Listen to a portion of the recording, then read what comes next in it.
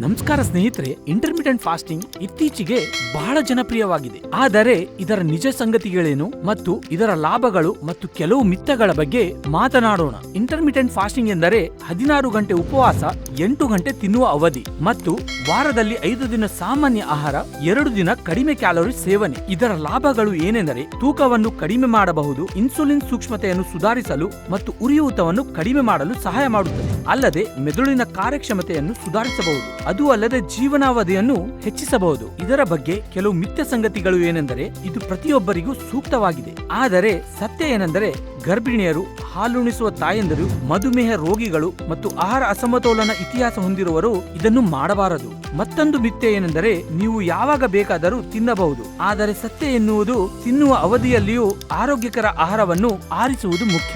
ಇದರಲ್ಲಿ ಎಲ್ಲರಿಗೆ ಒಂದೇ ವಿಧಾನ ಹೊಂದುವುದಿಲ್ಲ. ಇಂಟರ್ಮಿಟೆಂಟ್ ಫಾಸ್ಟಿಂಗ್ ಅನ್ನು ಪ್ರಾರಂಭಿಸುವ ಮೊದಲು ವೈದ್ಯರನ್ನು ಸಂಪರ್ಕಿಸಿ. ವಿಶೇಷವಾಗಿ ನೀವು ಯಾವುದೇ ಆರೋಗ್ಯ ಸಮಸ್ಯೆಗಳನ್ನು ಹೊಂದಿದ್ದರೆ ನಿಮ್ಮ ದೇಹವನ್ನು ಆಲಿಸಿ ಮತ್ತು ನೀವು ಉತ್ತಮವಾಗಿ ಕಾರ್ಯನಿರ್ವಹಿಸುವುದನ್ನು ಆರಿಸಿ. ಧನ್ಯವಾದ.